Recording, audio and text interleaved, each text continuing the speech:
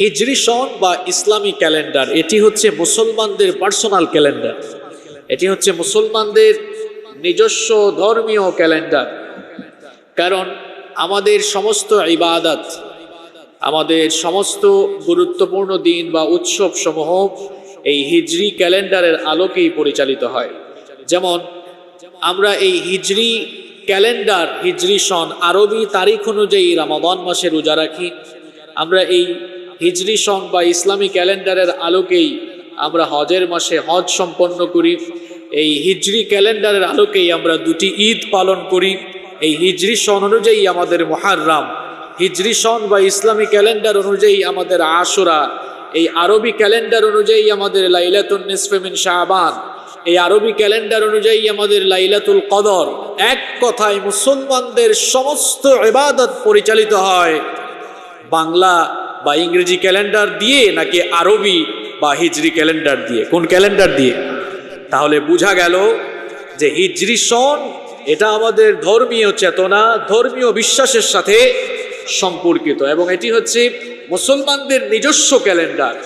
দুঃখজনক হলেও সত্য, পৃথিবীর হাতে গোনা কয়েকটি মুসলিম দেশ ছাড়া বাদবাকি সকল মুসলিম দেশগুলোই তাদের প্রয়োজনে, তাদের সামাজিক এবং রাষ্ট্রীয় প্রয়োজনে তারা মুসলমানদের নিজস্ব এই ক্যালেন্ডার ব্যবহার না করে তারা অন্য ধর্মের ক্যালেন্ডার ব্যবহার করছে, যেটাকে বাংলাদেশে বলা হয় ইংরেজি সাল। পৃথিবীতে ইংরেজি সাল বলতে কোনো সাল নাই, পৃথিবীতে ইংরেজি ক্যালেন্ডার বলতে কোনো ক্যালেন্ডারের অস্তিত্ব নেই, ইংরেজি সন বলতে কোনো সন নেই। কিন্তু আমরা সবসময় এই 2021 লেখার পরে আমরা কি লিখি? ইং বা ইংরেজি লিখি, মানে বুঝাই আমরা যে এটা কি সাল? ইংরেজি সাল। এটা কি আসলে ইংরেজি সাল?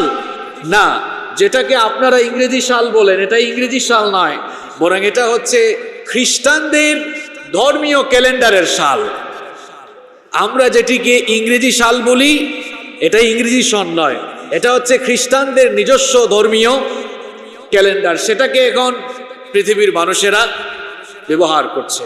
মূলত এটি হচ্ছে খ্রিস্টানদের নিজস্ব ধর্মীয় ক্যালেন্ডার। আমরা এই ক্যালেন্ডারকে দুনিয়া আখেরাতে সব জায়গায় এখন ব্যবহার করছি। আপনারা বলবেন হুজুর এটা কেমন কথা বললেন যে আখেরাতেও ব্যবহার করছি? হ্যাঁ, আপনি কবরস্থানে গেলে দেখবেই, আপনি কবরস্থানগুলোতে গেলে দেখবেন যে বিভিন্ন কবরের উপরে সন তারিখ লেখা আছে। হ্যাঁ, 26 আগস্ট 2020 সালে মারা গিয়েছে। এখন এই খ্রিস্টানদের ধর্মীয় সাল শুধু দুনিয়া না, আমাদের আখেরাতেও, মানে কবরস্থানগুলোতেও এখন কি হচ্ছে? ব্যবহার হচ্ছে। তো এই ইংরেজি সাল, যেটাকে আমরা ইংরেজি সাল বলি, এটা আসলে ইংরেজি সাল নয়, এটা হচ্ছে খ্রিস্টানদের নিজস্ব ধর্মীয় ক্যালেন্ডার। সেটা কিভাবে শুরু হলো? সেটা কিভাবে শুরু হলো? এখন 2021, এখন হচ্ছে 2021 সাল। আজ থেকে কয়েকশো বছর আগে যিশু খ্রিস্টের জন্মের 1600 বছর পরে 1582 সালে, এখন তো 2021 সাল, 1582 সালে পোপ অষ্টম গ্রেগরি তৎকালীন জুলিয়ান ক্যালেন্ডারকে সংশোধন করে একটি নতুন ক্যালেন্ডারের নাম দিলেন, যেটাকে বলা হয় গ্রেগরিয়ান ক্যালেন্ডার, যেটাকে আমরা এখন বাংলাদেশে বলি ইংরেজি ক্যালেন্ডার। তারা তাদের ধর্মীয় বিশ্বাস অনুযায়ী যিশু খ্রিস্টের জন্মের সনকে এক ধরে সেখান থেকে এই খ্রিস্টাব্দ সনের গণনা শুরু করে 1, 2, 3 এভাবে গুনতে গুনতে এখন কত বছর হয়েছে? 2021 বছর। আপনারা যারা ইংরেজি সন সম্পর্কে জানেন তারা জানেন ইংরেজিতে যখন আমরা 2021 লিখি, যেমন বাংলায় আমরা 2021, কেউ লেখেন ইং, কেউ লেখেন খ্রিস্টাব্দ, কিন্তু ইংরেজিতে যখন আমরা সাল লিখি তখন কি লিখি? 2021, তারপরে কি লিখেন? A D. এই খ্রিস্টীয় সনের দুইটা দিক আছে, একটা হচ্ছে বিসি আর একটা হচ্ছে এ ডি। কি জানেন না আপনারা? এ ডি মানে কি? এ ডি মানে হচ্ছে আন্নো ডমিনি। এটি একটি ল্যাটিন ভাষা। এর অর্থ হচ্ছে the year of our Lord. অর্থাৎ খ্রিস্টানরা মনে করে যে বছর যিশু খ্রিস্ট জন্ম নিয়েছেন সেটাই হচ্ছে আমাদের প্রভুর বছর। নাউজুবিল্লাহ মিন যালিক। যিশু খ্রিস্টকে কি আমরা রব মনে করি? আমরা মনে করি তিনি একজন নবী, কিন্তু খ্রিস্টানরা মনে করে তিনি হচ্ছেন আল্লাহ, তিনি হচ্ছেন উপাস্য। খ্রিস্টানরা তাকে খোদা বলে। এজন্য যিশু খ্রিস্টের জন্মের বছর থেকে তারা এই সাল গণনা শুরু করেছে। এই সাল গণনা শুরু হওয়ার পর থেকে এখন তা 2021 পর্যন্ত এসেছে। আমরা যেটাকে এডি বলি, এটা মানে হচ্ছে আন্নো ডমিনি, যার অর্থ হচ্ছে the year of our Lord, মানে আমাদের প্রভুর বছর, যেটাকে আমরা বাংলায় বলি খ্রিস্টাব্দ। খ্রিস্টাব্দ মানে কি? খ্রিস্ট যুগ অব্দ, খ্রিস্ট প্লাস অব্দ। এই খ্রিস্টাব্দ শব্দের কয়টা দিক আছে? একটা হচ্ছে দুইটা, একটা হচ্ছে খ্রিস্ট আর একটা হচ্ছে অব্দ। এই খ্রিস্ট মানে হচ্ছে যিশু খ্রিস্ট জন্মের বছর, আর অব্দ মানে এখন পর্যন্ত, অর্থাৎ যিশু খ্রিস্টের জন্মের পরের বছরগুলোকে তারা বলে এডি, আর যিশু খ্রিস্ট জন্মের আগের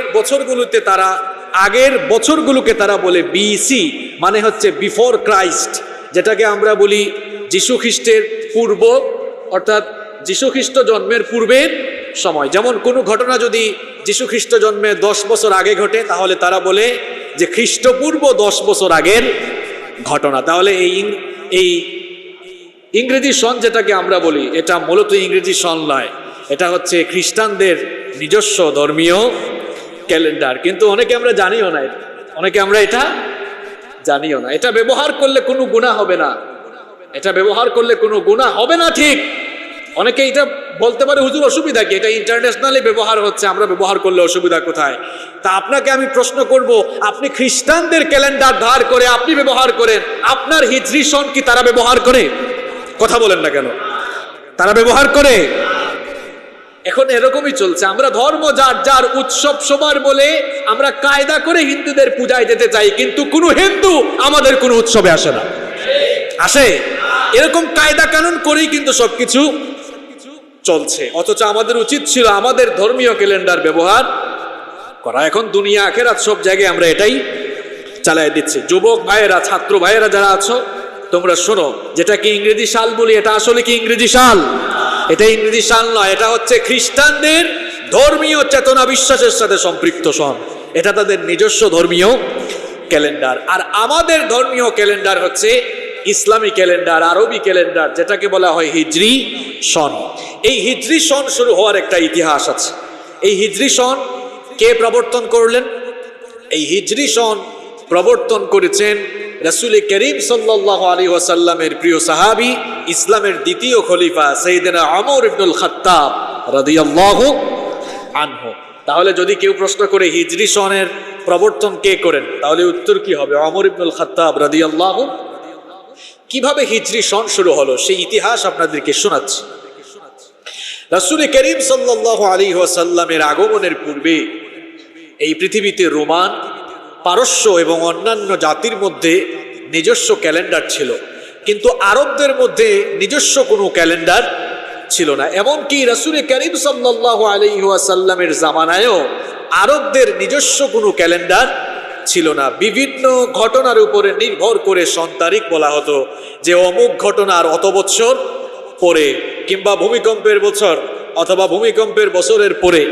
তার মানে হচ্ছে বিভিন্ন ঘটনাকে কেন্দ্র করে তারা সন তারিখ নির্ণয় করত। নিজস্ব কোনো ক্যালেন্ডার তাদের কাছে ছিল না। রাসূল করিম সাল্লাল্লাহু আলাইহি ওয়াসাল্লামের প্রিয় সাহাবী, ইসলামের দ্বিতীয় খলিফা, যিনি অর্ধ পৃথিবী শাসন করেছেন, সাইয়েদনা ওমর ইবনুল খাত্তাব রাদিয়াল্লাহু আনহু যখন খলিফা নির্বাচিত হলেন, তার খেলাফতকালে ইসলামী রাষ্ট্রের সীমানা বিস্তৃত হতে লাগলো।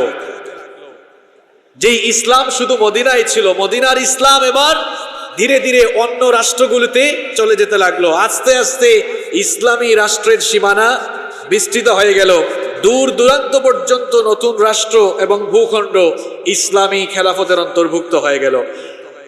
যখন ইসলামী রাষ্ট্রের সীমানা ব্যাপক হয়ে গেল, রাষ্ট্রীয় জরুরি দলিল, কাগজপত্র, নথি, এগুলোতে যখন সন তারিখ লেখা হতো না, যেহেতু তখনও নিজস্ব কোনো ক্যালেন্ডার ছিল না, তখন দেখা গেল রাষ্ট্রীয়ভাবে বিভিন্ন সমস্যা, বিভিন্ন বিপত্তি, বিভিন্ন অন্তরায় সৃষ্টি হচ্ছে। এমত অবস্থায় আবু মুসা আল আশআরী রাদিয়াল্লাহু আনহু, যিনি রাসূল করিম সাল্লাল্লাহু আলাইহি ওয়াসাল্লামের একজন প্রিয় সাহাবী ছিলেন, তিনি ওমর রাদিয়াল্লাহু আনহুর সময়ে ইরাকের বসরা নগরীর গভর্নর ছিলেন। তিনি ওমর রাদিয়াল্লাহু আনহুকে জানালেন যে আমিরুল মুমিনিন, আপনার এই রাষ্ট্র ব্যবস্থায় রাষ্ট্রীয় বিভিন্ন ফরমান, চিঠি, রাষ্ট্রীয় বিভিন্ন নথিপত্র, এগুলোতে সন তারিখের উল্লেখ না থাকায় প্রশাসনিকভাবে বিভিন্ন জটিলতা দেখা দিচ্ছে। এমত অবস্থায় আমাদের একটি ক্যালেন্ডার ব্যবহার করা প্রয়োজন। এই কথা শুনে আমিরুল মুমিনিন ওমর ইবনুল খাত্তাব রাদিয়াল্লাহু আনহু সিনিয়র সাহাবীদেরকে ডাকলেন।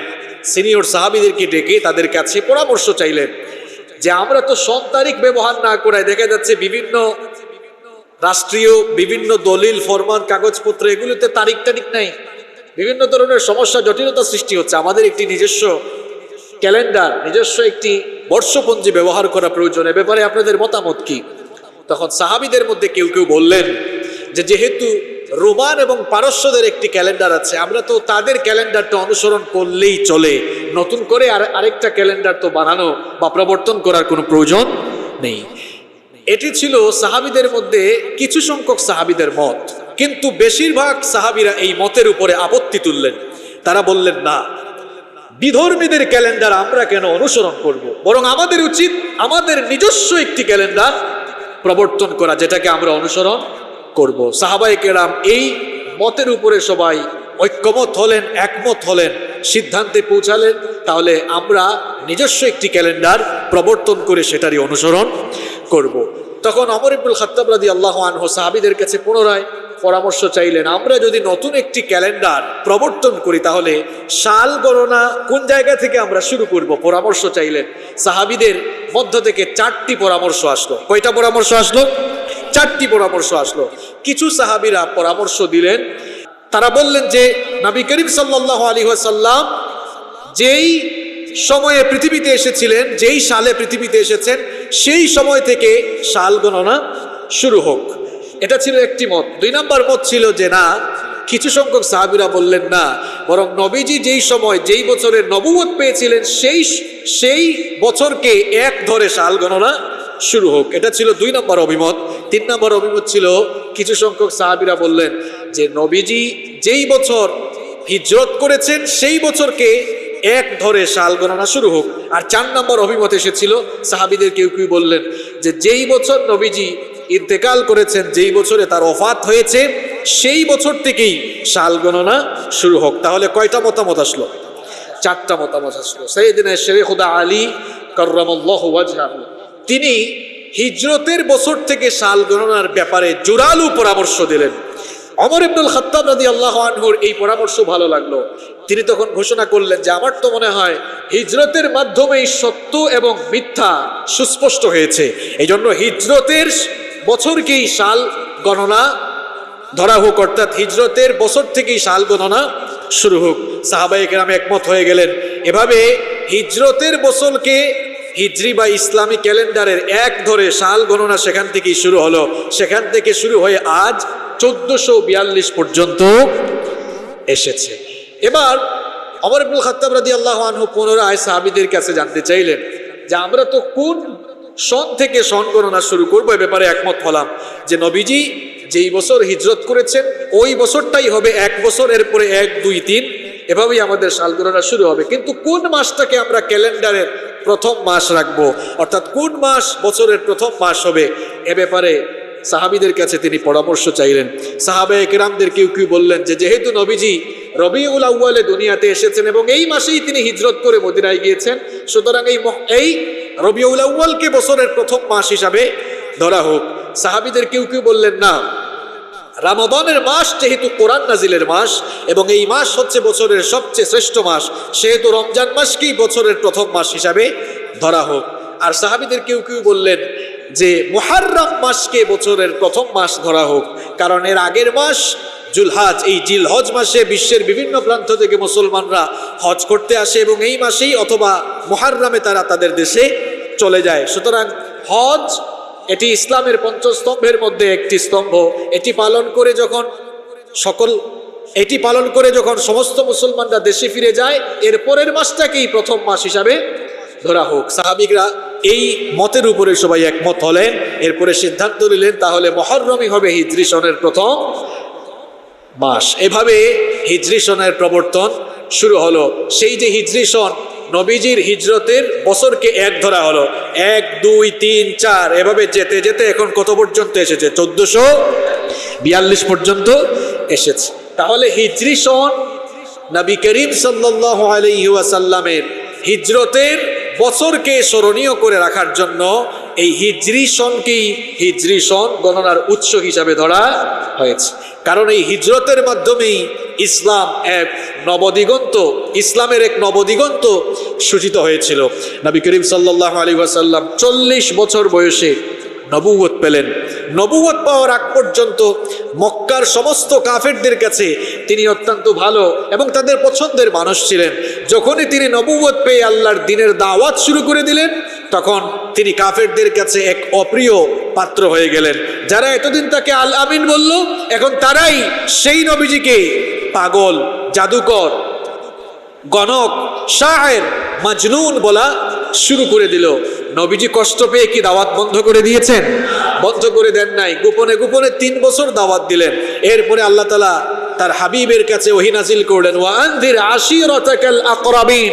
গোপনে বহু দিয়েছেন, এবার প্রকাশ্যে নিকটাত্মীয়দের কাছে, সবার কাছে প্রকাশ্যে দাওয়াত দেন। আল্লাহর নবী যেদিন প্রকাশ্যে দাওয়াত শুরু করলেন, সেদিন থেকেই এবার কি শুরু হয়?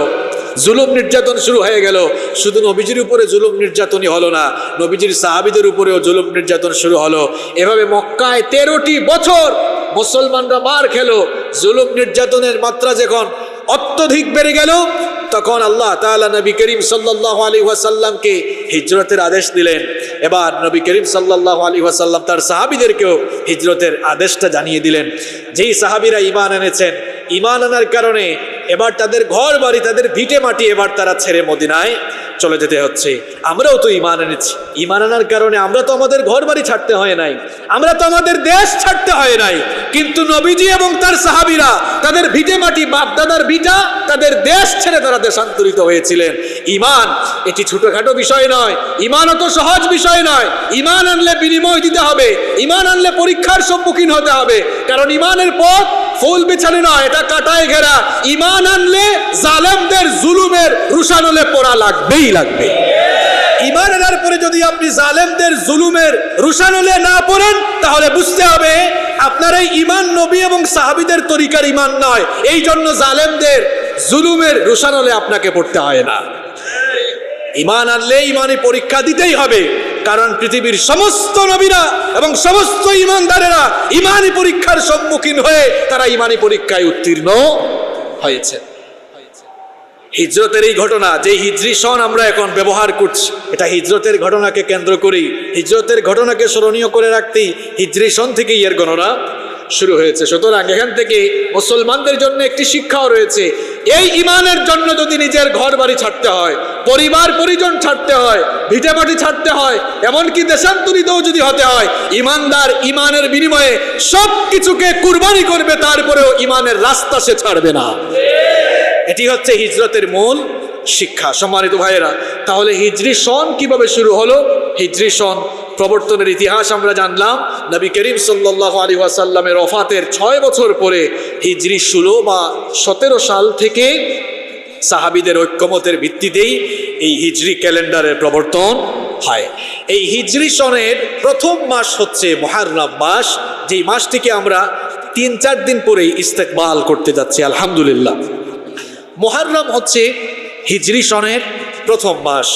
এই মাসটি অত্যন্ত মুবারক একটি মাস। এই মাসটির বিশেষ 5টি মর্যাদা রয়েছে। যেই মাস শুরু হচ্ছে মুহররম মাস, এই মাসের কয়টি বিশেষ স্পেশালিটি আছে? 5টি স্পেশালিটি রয়েছে। নাম্বার 1 নাম্বার হচ্ছে মুহররমের এই মাসটি বিশেষ সম্মানিত 4টি মাসসমূহের মধ্যে একটি মাস। আমরা সকলেই জানি যে বছরের মধ্যে মাসের সংখ্যা কয়টি? এই মাস কি আপনারা বানিয়েছেন? তাইলে এই মাসগুলো আসলো কোত্থেকে? আল্লাহ তাআলা কোরআনুল কারীমে বলছেন, আমি আসমান জমিন যেদিন থেকে সৃষ্টি করেছি ওই দিন থেকেই আমার বিধানে, আমার নিয়মে বছরের মধ্যে মাসের সংখ্যা হচ্ছে 12টি। সুবহানাল্লাহ। রব্বুল আলামিন কোরআনুল কারীমের 9 নম্বর সূরা সূরাতুত তাওবা এর 36 নম্বর আয়াতের মধ্যে বললেন, ইন্না ইদ্দাতাশ শুহুরি ইনদাল্লাহি 12 শাহরান ফি কিতাবিল্লাহি ইয়াওমা খালাকাস সামাওয়াতি ওয়াল আরদা মিনহা আরবাআতুন হুরুম। আল্লাহ তাআলা বলছেন, আসমান সমূহ আর জমিন আমি যেদিন সৃষ্টি করেছি সেই দিন থেকে আমার বিধানে, আমার নিয়মে, বছর গণনায় মাসের সংখ্যা হলো 12টি। মিনহা আরবাআতুন হুরুম, এই 12টি মাসের মধ্যে 4টি মাসকে আমি বিশেষভাবে সম্মানিত করেছি। অর্থাৎ এই 4টি মাস হচ্ছে হারাম মাস, সম্মানিত মাস। এখন প্রশ্ন হচ্ছে কোন 4টি মাস এই 12টি মাসের মধ্যে বিশেষভাবে সম্মানিত? বুখারী এবং মুসলিমের বর্ণনায় হাদিস এসেছে, নবী করিম সাল্লাল্লাহু আলাইহি ওয়াসাল্লাম বলেছেন, ইন্নাজ জামানা ক্বাদ ইস্তাদারা কাহাইয়াতিহি ইয়াওমা খালাকাল্লাহুস সামাওয়াতি ওয়াল আরদ। আল্লাহর নবী বলেছেন, আসমান সমূহ এবং জমিন যেই অবস্থার মধ্য দিয়ে সৃষ্টি হয়েছে, সময় এবং মাস আবার সেই অবস্থায় ফিরে গিয়েছে। অর্থাৎ আসমান জমিন যখন সৃষ্টি হয়েছিল তখন থেকেই 12 শাহরান, বছরের মধ্যে মাসের সংখ্যা ছিল 12টি। আল্লাহর নবী বলছেন, মিনহা আরবাআতুন হুরুম, তার মধ্যে 4টি মাস হলো বিশেষভাবে সম্মানিত। এর মধ্যে সালাতুম মুতাওয়ালিয়াত, 3টি মাস পরপর ধারাবাহিকভাবে আসে। 3টি মাস একসাথে লাগোয়া, অর্থাৎ ধারাবাহিকভাবে আসে, পরপর আসে। 1 নম্বর হচ্ছে যুলকায়দা, 2 নম্বর হচ্ছে যুলহাজ্জা, 3 নম্বর হচ্ছে মুহররম। এই 3টি মাস একসাথে আসে। আর ওয়া রজব মুদার আল্লাযী বাইনা জুমাদা ওয়া শাবান, আর 4 নম্বর হচ্ছে রজব মাস, যেটি জুমাদা এবং শাবানের মধ্যে মাঝখানে অবস্থিত। তাহলে এই 4টি মাস, জিলকদ, জিলহজ, মুহররম, রজব, 12 মাসের মধ্যে এই 4টি মাস, বিশেষভাবে এই 4টি মাসকে সম্মানিত করেছেন কে? এর মধ্যে একটি মাস হচ্ছে মুহররম মাস, হারাম মাস। এই মাসগুলোকে সম্মানিত মাস বলা হয় কেন? কারণ এই মাসগুলোকে আল্লাহ তাআলা বিশেষভাবে সম্মান দিয়েছেন। এই মাসে যুদ্ধ, বিগ্রহ, পাপাচার, অনাচার, জুলুম, হানাহানি, মারামারি, কাটাকাটি এগুলোকে আল্লাহ তাআলা নিষিদ্ধ করেছেন বলে এই মাসগুলোকে হারাম মাস বলা হয়। তাহলে মুহররম মাসের যে 5টি স্পেশালিটি রয়েছে তার মধ্যে নাম্বার 1 নম্বর আমরা জেনে নিলাম, এই মাসটি হারাম মাসের অন্তর্ভুক্ত। অর্থাৎ হারাম মাসের মধ্যে একটি মাস হচ্ছে মুহররম মাস। নাম্বার 2, মুহররম মাসের 2 নম্বর স্পেশালিটি হচ্ছে, এই মাস যেহেতু হারাম মাস, সেই জন্য এই মাসে পাপাচার, অন্যায়, জুলুম এবং যুদ্ধ, বিগ্রহ করা আল্লাহ তাআলা নিষিদ্ধ করে দিয়েছেন। সূরা তাওবায় 36 নম্বর আয়াতে আল্লাহ তাআলা বলেছেন, ফালা তাজলিমু ফীহিন্না আনফুসাকুম, এই হারাম মাসগুলোতে তোমরা নিজেদের উপরে জুলুম করো না, অর্থাৎ অন্যায় পাপাচারে নিজেদেরকে শামিল করো না। সম্মানিত মুসল্লিবৃন্দ, জাহেলি যুগের মুশরিকরাও হারাম মাসগুলো সম্পর্কে জানতো। তারা জানতো এই 4টা মাস হচ্ছে হারাম মাস, এই মাসগুলোতে পাপাচার, জুলুম, অন্যায়, যুদ্ধ, বিগ্রহ করা যায় না। এই মুশরিকগুলো হারাম মাসগুলো সম্পর্কে জানা সত্ত্বেও তারা হারাম মাসগুলোর অপব্যবহার করত। অপকৌশল এবং অপচেষ্টার মাধ্যমে তারা এই হারাম মাসগুলোতে যুদ্ধ, বিগ্রহে শামিল হয়ে যেত। কোরআনুল কারীমে তাদের এই অপকৌশল এবং অপচেষ্টাকে নিন্দা করে আল্লাহ তাআলা বলেছেন, ইন্নামান নাসিয়ু জিয়াদাতুন ফিল কুফর, যারা এই হারাম মাসগুলোকে তাদের নিজেদের মতো করে পিছিয়ে দেয়, এটি হচ্ছে কুফরির উপরে আরেকটি কুফরি, অর্থাৎ তারা যেন কুফরিকে আরো বৃদ্ধি করে নেয়। এটা বুঝাবার জন্য, উদাহরণ দেওয়ার জন্য আপনাদেরকে বলি, ইসলামী ক্যালেন্ডার, এই যে আরবি 12টি মাস, এটা কি চন্দ্র বৎসরের সাথে সম্পর্কিত না সৌর বৎসরের সাথে সম্পর্কিত? এটা কি চাঁদের সাথে সংশ্লিষ্ট না সূর্যের সাথে সংশ্লিষ্ট? জানেন না? চাঁদের সাথে সংশ্লিষ্ট। এখন চন্দ্র বৎসর হয় কত দিনে? 354 দিনে, আর সৌর বৎসর হয় 365 দিনে। তাহলে এই চন্দ্র বৎসর হচ্ছে সৌর বৎসরের চেয়ে কতদিন কম? 11 দিন বা 12 দিন কম হয়। যখন লিপিয়ার হয় তখন তো 12 দিনই হয়, তাহলে 11 দিন বা 12 দিন কম। এই জন্য দেখবেন আপনারা এই চন্দ্র বৎসরের মাসগুলো এক জায়গায় থাকে না, এগুলো কি হয়? আবর্তন হয়, ঘুরে যায়। অর্থাৎ এই বছরের রমজান হয়েছে মে মাসে, এপ্রিল মাসে, দেখবেন 2-3 বছর পরে হবে মার্চ মাসে, এরপরে আস্তে আস্তে ফেব্রুয়ারিতে যাবে, আস্তে আস্তে জানুয়ারিতে যাবে। তাহলে দেখা যাচ্ছে চন্দ্র বছরের মাসগুলো সবসময় এক জায়গায় থাকে না। এখন মনে করেন রমজান মাস, এটি তো চন্দ্র বছরের সাথে সম্পর্কিত। এই জন্য দেখা যায় কোনো কোনো সময় রমজান মাস গ্রীষ্মকালে হচ্ছে, কোনো কোনো সময় রমজান মাস বর্ষাকালে হচ্ছে, কোনো কোনো সময় রমজান মাস আবার শীতকালেও হচ্ছে। এখন মনে করেন বাংলাদেশের এক গোষ্ঠী মুসলমান, তারা যদি বলে যে গরমের দিনে রোজা রাখতে কষ্ট হয়, আমরা এখন থেকে ফিক্সড করে দিলাম যে প্রত্যেক বছরের রমজান হবে জানুয়ারি মাসে, তখন শীতকাল থাকে রোজা রাখতে। নিজের মতো এই আরবি ক্যালেন্ডার বা হিজরি সনের মাসগুলোকে আগাতে পারবেন, অথবা আপনি কি পিছাতে পারবেন? আমি এটা বললাম এক্সাম্পল দেওয়ার জন্য। ওই মুশরিকগুলো, ওই যুগের মুশরিকগুলো জানতো হারাম মাসগুলো ঘুরে ফিরে আসে, কিন্তু তারা তাদের ব্যবসা বাণিজ্যের জন্য, তারা তাদের নিজেদের স্বার্থের জন্য, অথবা কোনো কাফেলা এসেছে লুণ্ঠন করবে, লুটপাট করবে, তারা তাদের নিজেদের স্বার্থের জন্য তারা কি করতো, এই মাসগুলোকে তারা মাঝে মাঝে আগাই ফেলতো, মাঝে মাঝে পিছিয়ে দিত। আল্লাহ তাআলা তাদের এই অপকৌশল এবং অপচেষ্টার নিন্দা করে বলেছেন যে যারা এই কাজগুলো করে তারা যেন কুফরির উপরে আরেকটি কুফরি করে।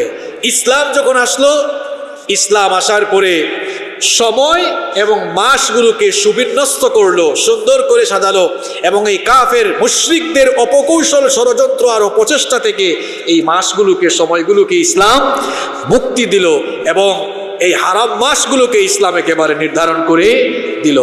এই হারাম মাসসমূহ এর অন্তর্ভুক্ত হচ্ছে এই মুহররম মাস। এই মাসের 2 নম্বর স্পেশালিটি হচ্ছে এই মাসে সমস্ত পাপাচার, অন্যায় করাকে হারাম করে দিয়েছেন কে? আল্লাহ। এই মাসের 3 নম্বর স্পেশালিটি হচ্ছে রাসূল করিম সাল্লাল্লাহু আলাইহি ওয়াসাল্লাম হাদিসের মধ্যে এই মাসটিকে শাহরুল্লাহ, সরাসরি আল্লাহর মাস বলে আখ্যায়িত করেছেন। সুবহানাল্লাহ। কোন মাসকেই তো শাহরুল্লাহ বলে কোরআনের কোন জায়গায় বা হাদিসের কোন জায়গায় বলা হয় নাই, কিন্তু মুহররম মাসের ব্যাপারে স্পেসিফিক করে আল্লাহর নবী বলেছেন শাহরুল্লাহিল মুহররম, অর্থাৎ মুহররম হচ্ছে আল্লাহর মাস। সুবহানাল্লাহ পড়ে। এখন আপনাদের মাথায় একটা প্রশ্ন আসতে পারে যে হুজুর, মুহররম মাস যদি আল্লাহর মাস হয়, বাকি 11 মাস এগুলো কার মাস? এই মাস যদি আল্লাহর মাস হয় তো বাকি মাসগুলো কার মাস?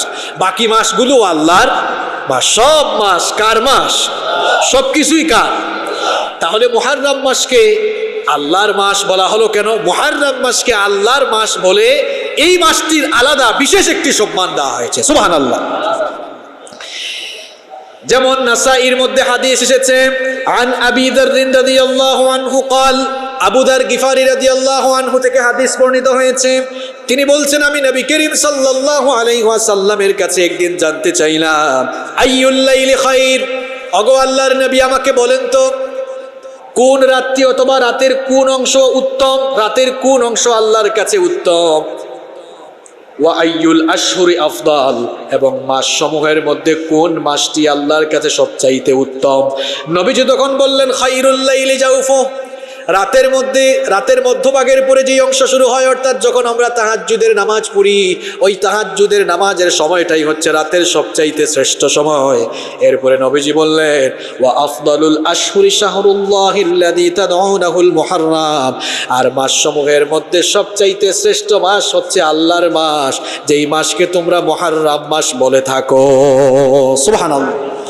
এখানে একটি প্রশ্ন দাঁড়ায় যে আমরা তো সবাই জানি যে মাস সমূহের মধ্যে রমজানের মাস হচ্ছে সবচাইতে শ্রেষ্ঠ মাস, এতে কোনো সন্দেহ নাই। অর্থাৎ রমজান মাসের পরে আল্লাহর কাছে সবচাইতে সম্মানিত মাস হচ্ছে এই মুহররমের মাস। তাহলে মুহররম মাসের 3 নাম্বার স্পেশালিটি আমরা জানলাম যে মাস সমূহের মধ্যে রমজান মাসের পরেই হচ্ছে এই মুহররম মাসের মর্যাদা।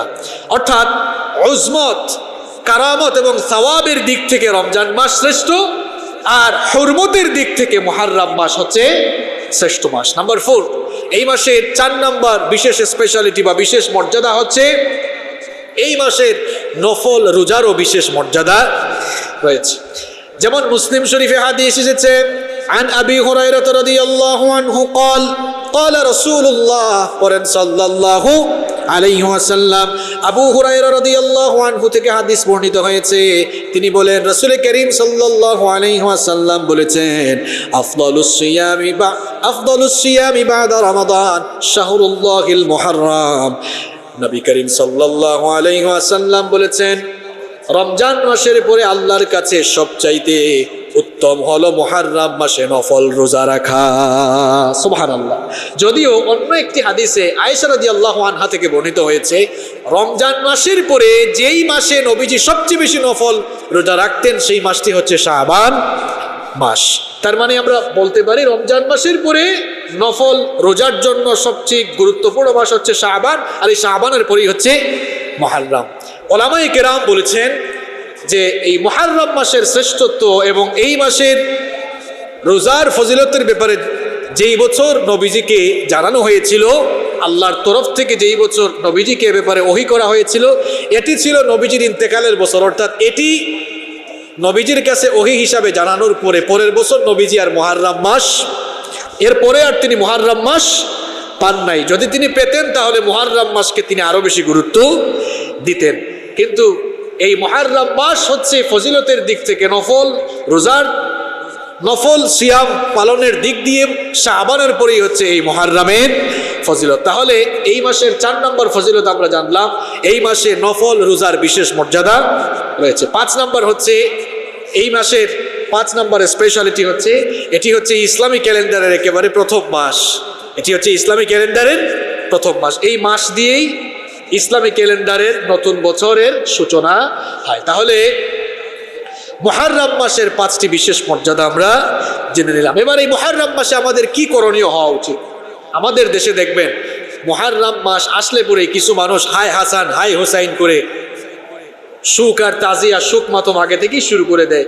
এরা মুহররমের ইতিহাসও জানে না, মুহররমের গুরুত্বও জানে না, আশুরাও জানে না, কারবালাও বুঝে না। না বুঝার কারণেই অবস্থা হয়েছে। আপনাকে সঠিকভাবে এগুলো জানতে হবে, জানলে আর নিজের মধ্যে কোনো ভেজাল থাকবে না। আল্লাহ তাআলা আমাদেরকে সঠিকভাবে জানার তৌফিক দান করেন। তাহলে এই মুহররম মাসে আমরা করবোটা কি? এই মুহররম মাসে আমাদের 3টি করণীয় রয়েছে। জোরে বলুন তো কয়টি করণীয়? 3টি। নাম্বার 1, প্রথমত হচ্ছে আমরা তাওবা এবং ইস্তিগফার করব। কারণ মুহররম আসা মানেই হচ্ছে নতুন বছর শুরু হওয়া আর একটি বছর চলে যাওয়া। তাহলে আমাদের জীবন থেকে আরো একটি বছর চলে গেল। মানুষের হায়াত বাড়ে নাকি হায়াত কমে? প্রতি মুহূর্তে আমরা কবরের দিকে এগিয়ে যাচ্ছি না কবর থেকে পিছিয়ে যাচ্ছি? প্রতি মুহূর্তে আমরা কবরের দিকে এগিয়ে যাচ্ছি। এই যে সময়গুলো চলে যাচ্ছে, নতুন আর একটি বছর শুরু হলো, তাওবা ইস্তিগফার করবেন। আল্লাহ তাআলা যেন পিছনের সব গুনাহগুলো মাফ করে দেন। এজন্য খাঁটি মনে কি করতে হবে? তাওবা করতে হবে। তাওবা করে নিজেকে পরিশুদ্ধ বানাতে হবে। 2 নম্বর হচ্ছে আমরা কিছুক্ষণ আগেই জেনেছি যে এই মাসটি হচ্ছে সম্মানিত মাস, এজন্য এই মাসটিকে সম্মান দিতে হবে। সম্মানিত মানুষকে কি আমরা সম্মান দিই না? সম্মান দিই। মনে করেন আপনি বাসার মধ্যে ঠ্যাং লম্বা করে শুয়ে আছেন, যেভাবে ইচ্ছা শুয়ে আছেন, বসে আছেন। এখন সম্মানিত কোনো মানুষ আসলেন, হতে পারে আপনার বাবা, আপনার শ্বশুর, আপনার চাচা, অথবা কোনো সম্মানিত মানুষ আসলেন। এই সম্মানিত মানুষ আসার পরে কি আপনি যেমনটা ছিলেন এভাবেই শুয়ে থাকবেন নাকি সুন্দর করে উঠে বসবেন? তো সম্মানিত মানুষ আসলে আপনি সম্মান দেন। তাহলে আল্লাহ তাআলা মুহররম মাসকে সম্মানিত মাস হিসাবে ঘোষণা করেছেন, তাহলে এই মাসকে কি সম্মান দেওয়া উচিত না? এখন সম্মান দিবেন কিভাবে দিবেন? সম্মানটা কিভাবে দিবেন? সম্মানটা এইভাবে দিবেন, আল্লাহ তাআলা এই মাসে পাপাচার, জুলুম, অন্যায় এগুলো করাকে নিষিদ্ধ করেছেন। আমরা তো সব সময়ই পাপাচার, অন্যায়, জুলুম থেকে নিজেদেরকে বিরত রাখবো, কিন্তু এই মাসটি বিশেষ সম্মানিত মাস, এই মাসে আরো বেশি সতর্ক হওয়া লাগবে। তাহলে 2 নম্বর করণীয় হচ্ছে এটি সম্মানিত মাস, এই জন্য এই মাসকে আমরা আরো বেশি সম্মান দিব, সতর্ক থাকবো যেন আমরা শয়তানের ফাঁদে পড়ে না যাই।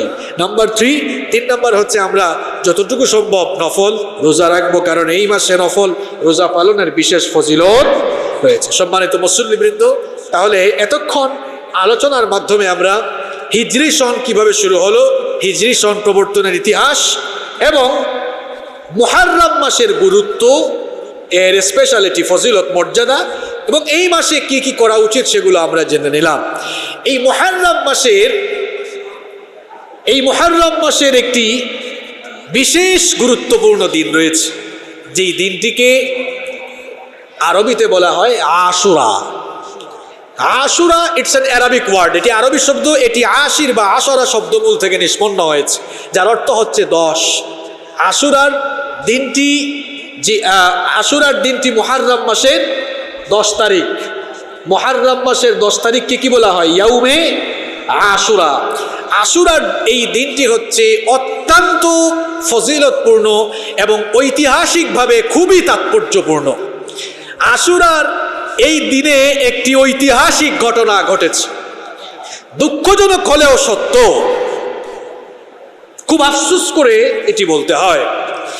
আমাদের দেশে মুহাররম মাস আসলেই মানুষ মনে করে মুহাররম মানেই কারবালা।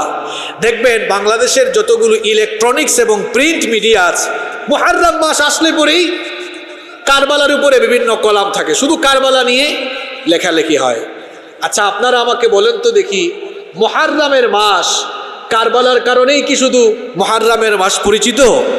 না, এই কারবালার ঘটনা ঘটেছে নবীজির ইন্তেকালের 50 বছর পরে। আর কারবালার ঘটনা ঘটার হাজার হাজার বছর আগে থেকেই মুহাররম এবং আশুরার দিন বিখ্যাত। কিভাবে বিখ্যাত? কারণ এই দিনে একটি বিশেষ ঘটনা ঘটেছে। সেই বিশেষ ঘটনা কি? যদিও আমাদের দেশে আশুরার দিনের অনেক বিশেষ ঘটনা খুব সুন্দর করে বানিয়ে বানিয়ে বলা হয়। অনেকে ফেসবুকেও লিখে আশুরার দিনে আল্লাহ আসমান জমিন সৃষ্টি করেছেন, এই দিনে আদম আলাইহিস সালামকে সৃষ্টি করা হয়েছে, এই দিনে নূহ আলাইহিস সালামের নৌকা যুদি পর্বতে গিয়েছে, এই দিনে আইয়ুব আলাইহিস সালাম রোগ মুক্তি পেয়েছেন, এই দিনে ইউসুফ আলাইহিস সালাম জেলখানা থেকে মুক্তি পেয়েছেন, এই দিনে ইয়াকুব আলাইহিস সালামের চোখ ভালো হয়েছিল, ইত্যাদি ইত্যাদি ইত্যাদি বিভিন্ন কিছু বলা হয়। এগুলোর নির্ভরযোগ্য কোনো বর্ণনা বিশুদ্ধ কোনো সনদে, বিশুদ্ধ কোনো হাদিসে বর্ণিত হয়নি। হাদিস নিয়ে যারা গবেষণা করেছেন, হাদিস বেত্তাগণ এগুলোকে জাল এবং বানোয়াট, ভিত্তিহীন বলে আখ্যায়িত করেছেন। এগুলোর কোনো ভিত্তি নাই। তবে আশুরার দিনটি খুব তাৎপর্যপূর্ণ, কারণ এই দিনে একটি বিশেষ ঘটনা ঘটেছে। ঘটনাটি কি? সরাসরি বুখারী এবং মুসলিম শরীফ থেকে শোনাচ্ছি। রাইসুল মুফাসসিরিন আব্দুল্লাহ ইবনে আব্বাস রাদিয়াল্লাহু আনহু এই হাদিসটি বর্ণনা করেছেন। তিনি বলছেন, আন্না রাসূলুল্লাহ সাল্লাল্লাহু আলাইহি ওয়াসাল্লাম কাদিমাল মদিনা, রাসূল করিম সাল্লাল্লাহু আলাইহি ওয়াসাল্লাম মদিনায় আগমন করলেন। মদিনায় আসার পরে তিনি লক্ষ্য করলেন, ফাওয়াজাদাল ইয়াহুদা সিয়ামা ইয়াউমা আশুরা, মদিনার ইহুদিরা আশুরার দিন অর্থাৎ মুহররম মাসের 10 তারিখে তারা রোজা রাখে। আল্লাহর নবী এই অবস্থা দেখে ইহুদিদেরকে জিজ্ঞেস করলেন, মা হাদাল ইয়াউম আল্লাযী তাসুমুনাহু, এই মুহররমের 10 তারিখে তোমরা কি কারণে রোজা রাখো? আল্লাহর নবী যখন ইহুদিদেরকে এই প্রশ্ন করলেন, ইহুদিরা তখন জবাব দিল, ফাকালু হাদা ইয়াউমুন আযীম আনজাল্লাহু ফীহি মূসা ওয়া কওমাহু ওয়া গররাকা ফিরআউনা ওয়া কওমাহু। ইহুদিরা তখন বলল, এই দিনটি একটি বিরাট দিন, কারণ এই দিনে আল্লাহ তাআলা মূসা আলাইহিস সালাম এবং তার উম্মত বনি ইসরাইলকে ইতিহাসের সবচেয়ে নিকৃষ্ট স্বৈরাচার, জালেম, ক্ষুধাদ্রোহী ফেরাউন এবং তার সৈন্যদল থেকে মূসা আলাইহিস সালাম এবং তার কওম বনি ইসরাইলকে আল্লাহ তাআলা মুক্তি দিয়েছিলেন। এবং আশুরার এই দিনে আল্লাহ তাআলা ফেরাউন এবং তার সৈন্যবাহিনীকে লোহিত সাগরে পানিতে ডুবিয়ে মেরেছেন। এই জন্য ফাসামাহু মূসা শুকরা, মূসা আলাইহিস সালাম এই বিজয়ে আনন্দিত হয়ে আল্লাহর শুকরিয়া করে রোজা রেখেছিলেন। ফানাহনু নাসুমুহু, এই জন্য মূসা নবীকে অনুসরণ করে আমরাও রোজা রাখি। ইহুদিদের এই কথা শুনে নবীজি বললেন, ফানাহনু আহাক্কু ওয়া আউলা বিমূসা মিনকুম। ফাসামাহু রাসূলুল্লাহ সাল্লাল্লাহু আলাইহি ওয়াসাল্লাম ওয়া আমারা বিসিয়ামি। নবীজি ইহুদিদের কাছ থেকে এই কথা শুনে বললেন, মূসা নবীকে অনুসরণ করার ক্ষেত্রে তোমাদের চেয়ে আমি এবং আমার উম্মত হচ্ছে বেশি অগ্রগামী, বেশি নিকটবর্তী। এই জন্য নবীজিও আশুরার দিনে রোজা রাখা শুরু করলেন এবং সাহাবীদেরকেও আশুরার দিনে রোজা রাখার আদেশ দিলেন। সুবহানাল্লাহ। তাহলে কারবালার ঘটনা ঘটার বহু আগে থেকে, কয়েক হাজার বছর আগে থেকেই আশুরার দিনটি ঐতিহাসিকভাবেই তাৎপর্যপূর্ণ। আশুরার দিনটি হচ্ছে বিজয়ের দিন, কিন্তু দুঃখজনকভাবে এই দিনটি আবার আমাদের কাছে অত্যন্ত বেদনাময় একটি দিন। কারণ নবীজির ইন্তেকালের 50 বছর পরে নবীজির কলিজার টুকরা নাতি ইমাম হুসাইন রাদিয়াল্লাহু আনহু সপরিবারে নবীর উম্মতেরই কিছু দুর্ভাগা লোকদের হাতে কারবালার প্রান্তরে নির্মমভাবে সপরিবারে তারা শাহাদাত বরণ করেছিলেন। এই জন্য কারবালার দিনটি যেমন বিজয়ের দিন, তেমনি প্রত্যেকটি মুসলমানের জন্য এটি অত্যন্ত বেদনাময় এবং শোকাবহ একটি দিন। তবে এখানে একটি বিষয় বলে রাখি, বিজয়ের দিনে সুখের কোনো ঘটনা ঘটে গেলে বিজয়ের দিনের তাৎপর্য কিন্তু হারিয়ে যায় না। খুব মন দিয়ে শোনেন, বিজয়ের দিনে কোনো শোকাবহ ঘটনা ঘটে গেলে বিজয়ের দিনের সিগনিফিকেন্স বা তাৎপর্য কিন্তু হারিয়ে যায় না। উদাহরণস্বরূপ আপনাদেরকে বলি, বলেন তো বাংলাদেশের বিজয় দিবস কত তারিখ? কথা বলেন না কেন? 16ই ডিসেম্বর। এটা জাস্ট উদাহরণ দেওয়ার জন্য বলছি, আল্লাহ না করুন, আল্লাহ তাআলা আমাদের দেশকে সব সময় ভালো রাখুন, হেফাজতে রাখুন, বলেন আমিন। জাস্ট উদাহরণ দেওয়ার জন্য বলছি। মনে করেন আল্লাহ না করুন এই 2021 সালের 16ই ডিসেম্বর বাংলাদেশে ভয়াবহ কোনো ট্র্যাজেডি ঘটে গেল, ভয়াবহ কোনো দুর্ঘটনা ঘটে গেল, জাতির বিরাট ক্ষতি হলো, রাষ্ট্রের বিরাট ক্ষতি হলো। তাই বলে কি পরবর্তী বছর যখন 2022 সালের 16ই ডিসেম্বর আসবে তখন কি বাংলাদেশের মানুষ বিজয় দিবসকে ভুলে যাবে? কেন? কারণ বিজয় দিবসেই তো একটি ভয়াবহ দুর্ঘটনা ঘটেছে। এরপরেও বাংলাদেশের মানুষ বিজয় দিবসকে ভুলে যাবে না। কেন? কারণ বিজয়ের দিনে শোকাবহ ঘটনা ঘটলেও বিজয় দিবসের একটা তাৎপর্য আছে। তাহলে এই আশুরার দিন মুহররমের 10 তারিখে অত্যন্ত শোকাবহ একটি ঘটনা, নির্মম একটি ঘটনা ঘটেছে, যেই ঘটনা আমাদের কলিজাকে হৃদয়টাকে একেবারে ক্ষতবিক্ষত করে এমন একটি ঘটনা ঘটেছে। তাই বলে আশুরার বিজয়ের যে তাৎপর্য রয়েছে সেই তাৎপর্য কিন্তু হারিয়ে যায় না। সম্মানিত মুসল্লিবৃন্দ, তাহলে আশুরার দিনটা কি করেন ঐতিহাসিক সেটা বললাম, কারণ এই দিনে আল্লাহ তাআলা মুসা আলাইহিস সালাম এবং তার উম্মতের লোকদেরকে পৃথিবীর কুখ্যাত শাসক, স্বৈরাচার, জালেম, ক্ষুধাদ্রোহী ফেরাউন এবং তার সৈন্যদল থেকে নাজাত দিয়েছিলেন। এই জন্য মুসা আলাইহিস সালাম কি করেছিলেন? শুকরিয়া হিসাবে রোজা রেখেছিলেন। নবীজিও এই কারণে রোজা রেখেছেন, আশুরার দিনে রোজা রেখেছেন এবং সাহাবীদেরকেও বলেছেন যে তোমরাও আশুরার দিনে কি রাখো? রোজা রাখো। রমজান মাসের রোজা ফরজ হওয়ার আগে মুসলমানদের জন্য আশুরার রোজা ফরজ ছিল। রমজান মাসের রোজা ফরজ হওয়ার আগে মুসলমানদের জন্য আশুরার রোজা কি ছিল? ফরজ ছিল। দ্বিতীয় হিজরির শাবান মাসে যখন রমজানের রোজা ফরজ হয়ে গেল তখন আশুরার রোজা ঐচ্ছিক হয়ে গেল, অর্থাৎ রাখলে সওয়াব আছে কিন্তু না রাখলে কোনো গুনাহ নাই। আশুরার এই রোজা মুসলমানদের জন্য অপশনাল হয়ে গেল। এটি নবীজির একটি গুরুত্বপূর্ণ সুন্নাহ। এটি ছেড়ে দেওয়াটা অনুচিত, অনুত্তম। এটি রাখতে পারলে, আমল করতে পারলে খুবই ভালো। কারণ নবীজি যেই সুন্নাতগুলোকে খুব গুরুত্ব দিয়ে পালন করতেন সেই গুরুত্বপূর্ণ সুন্নাতগুলোর একটি গুরুত্বপূর্ণ সুন্নাহ হচ্ছে এই আশুরার রোজা। সম্মানিত মুসল্লিবৃন্দ, 2টি কারণে আশুরার রোজা ছেড়ে দেওয়া উচিত নয়। বলেন তো কয়টি কারণে? 2টি কারণে আশুরার রোজা মুসলমানদের ছেড়ে দেওয়া উচিত নয়। 1 নম্বর কারণ হচ্ছে এটি ছিল নবীজির নিয়মিত আমল। নবীজি ওফাতের আগ পর্যন্ত আশুরার রোজা ছাড়েন নাই। সুবহানাল্লাহ পড়বেন না? তাহলে এটি নবীজির নিয়মিত একটি সুন্নাহর আমল ছিল। এটি বানিয়ে বলছিল, দেখেন নাসাইর হাদিস, আল্লাহর নবী দেখেন নাসাইর হাদিস, নাসাইতে হাদিস বর্ণিত হয়েছে আরবাউল লাম ইয়াকুন ইয়াদাউহুন্না নবী সাল্লাল্লাহু আলাইহি ওয়াসাল্লাম। 4টি আমল নবীজি কখনোই ছাড়তেন না। কয়টি আমল? 4টি আমল। 1 নাম্বার হচ্ছে সিয়ামা আশুরা, আশুরার রোজা। 2 নাম্বার হচ্ছে আইয়ামুল আশরি যিল হজ্জা, জিলহজের প্রথম 10 দিনের আমল, প্রথম 9 দিনের নফল রোজা। আর 3 নাম্বার হচ্ছে প্রত্যেক মাসের 3 দিন 13, 14, 15 আইয়ামে বীজের রোজা। আর 4 নাম্বার হচ্ছে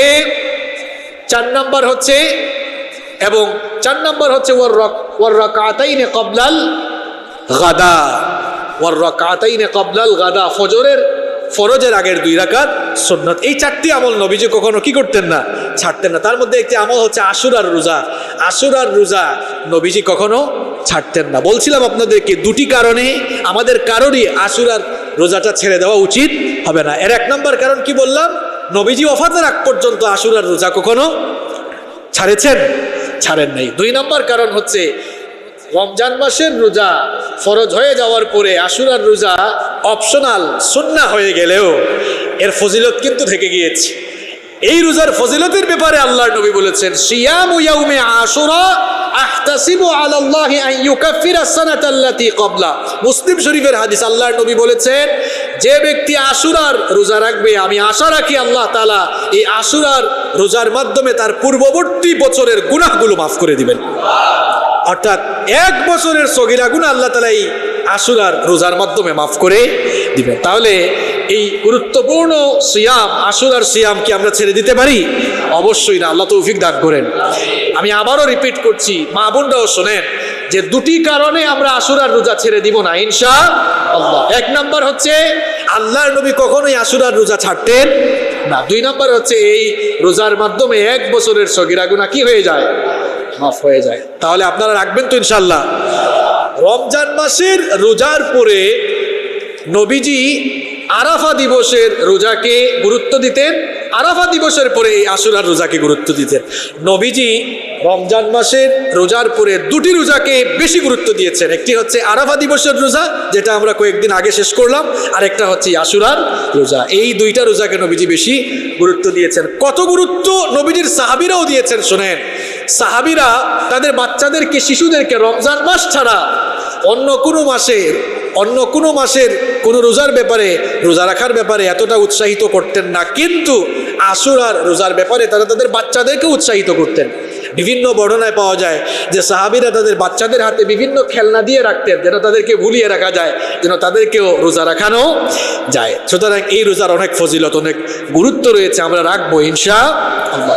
এই আশুরার রোজা আমরা কিভাবে রাখবো?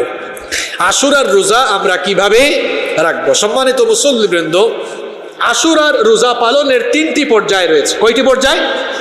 3টি পর্যায় রয়েছে। 1 নম্বর হচ্ছে শুধু মুহররম মাসের 10 তারিখে রোজা রাখা। এটি অনুচিত এবং অনুত্তম কাজ।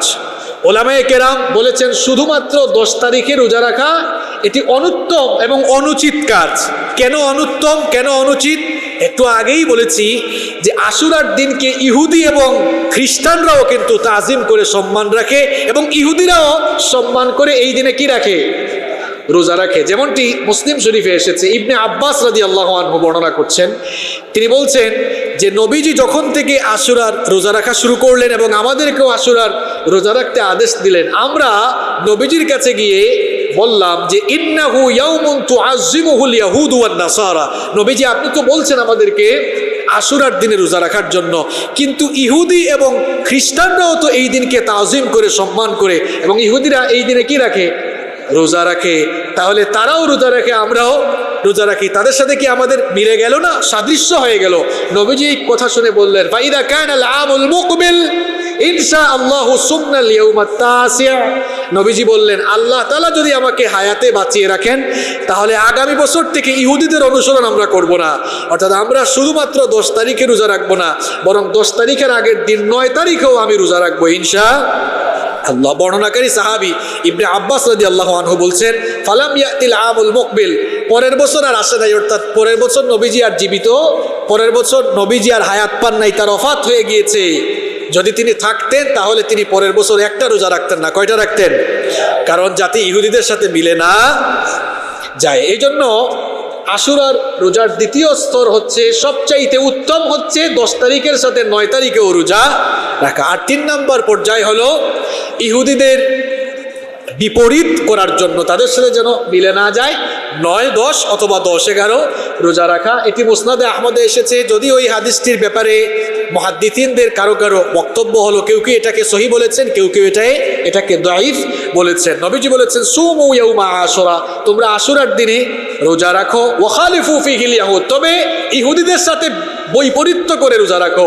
সুমু ক্বাবলাহু ইয়াউমান আও বাদাহু ইয়াউমান, আশুরার দিনের আগের দিনে রোজা রাখো অথবা আশুরার দিনের পরের দিনও তোমরা রোজা রাখো। এই হাদিসটির ব্যাপারে যেহেতু মুহাদ্দিসিনদের বক্তব্য হলো, কেউ কেউ এটাকে সহি বলেছেন, কেউ কেউ এটাকে দাঈফ বলেছেন, সুতরাং আমরা সবচেয়ে ভালো হয় একেবারে সহি নির্ভেজাল যে হাদিসটি রয়েছে, নবীজি বলেছিলেন যে ইহুদিদের সাথে আমরা আর মিল রাখবো না, যদি বেঁচে থাকি পরের বছর থেকে 10 তারিখের সাথে 9 তারিখও রোজা রাখবো ইনশাআল্লাহ। সুতরাং আমাদের জন্য সবচাইতে উত্তম হবে আমরা আশুরার যে রোজা রাখবো 10 তারিখের সাথে 9 তারিখেও আমরা মিলিয়ে রাখবো, অর্থাৎ 9 তারিখও রোজা রাখবো, 10 তারিখেও আমরা রোজা রাখবো ইনশাআল্লাহ। সবাই রাখবেন তো? কারা কারা রাখবেন না হাত তুলেন তো? কেউ কে হাত তুলছে? আল্লাহ সবাইকে তৌফিক দান করেন। সম্মানিত মুসল্লিবৃন্দ, এবার শেষ পর্যায়ে এই আশুরার কয়েকটি শিক্ষার কথা বলে আজকের আলোচনা আমরা শেষ করব। আশুরার 5টি শিক্ষা রয়েছে। এই আশুরা দিবসের কয়টা শিক্ষা রয়েছে? 5টি শিক্ষা রয়েছে। সংক্ষেপে বলছি, 1 নম্বর হচ্ছে বিজয় বা সফলতায় আল্লাহর শুকরিয়া জানাতে হয়। এটি হচ্ছে আশুরার শিক্ষা। কারণ আমরা জেনেছি আশুরার দিনে আল্লাহ তাআলা মুসা আলাইহিস সালামকে বিজয় দিয়েছিলেন। কার বিরুদ্ধে, কার উপরে বিজয় দিয়েছেন? ফেরাউন কি বিখ্যাত না কুখ্যাত? ভালো মানুষ না খারাপ মানুষ? এত খারাপের খারাপ, সে বলেছিল ফাকালা আনা রাব্বুকুমুল আ'লা, আমি হচ্ছি বড় খুদা। আসলে সে খুদা না হুদা? সে খুদা না হুদা? একেবারে হুদা। তো আল্লাহ তাআলা এই দিনে মুসা আলাইহিস সালামকে এবং তার উম্মতকে ফেরাউনের অত্যাচার থেকে নাজাত দিয়েছিলেন। আর মুসা আলাইহিস সালাম বিজয় পাওয়ার পরে কি করলেন? শুকরিয়া আদায় করেছিলেন। তাহলে আশুরার প্রথম শিক্ষা হলো, মুমিন যখনই কোনো বিজয় পাবে বা সে জীবনের যে কোনো জায়গায় সফল হলে লাফালাফি করবে, গান বাজনা করবে, তাহলে কি করবে? আমাদের অবস্থা কি? সফল হইলে একটা লাফ মারে, বিজয়ের দিনে গান বাজনা করে। এই জন্য বিজয় পাওয়ার পরে ওই বিজয়ী মানুষগুলোর উপরে আল্লাহর কোনো রহমত থাকবে কেমনে? কারণ বিজয় পাওয়ার পরে যা করা দরকার তা তো করে। বিজয় পাওয়ার পরে কি করতে হবে? আমরা যখন একটু ভালো থাকি তখন ক্রেডিটটা আল্লাহকে দিতে চাই না, ক্রেডিট নিজেরাই নিয়ে ফেলতে চাই। যেমন দেখেন কিছুদিন আগে যখন করোনা গোটা বিশ্বে মহামারী আকার ধারণ করলো, তখন আমরা লম্বা লম্বা বক্তব্য দিয়েছি। আমরা তখন বলেছি আমরা এটাকে নিয়ন্ত্রণ করে ফেলেছি। আমরা এটাকে কি করে ফেলেছি? ক্রেডিটটা নিজেরা না নিয়ে কাকে দেওয়া উচিত ছিল? বলা উচিত ছিল এই গরিব দেশে আমাদেরকে ভালো রেখেছেন কে? ক্রেডিট নিজেরা নিয়ে ফেলতে চাই।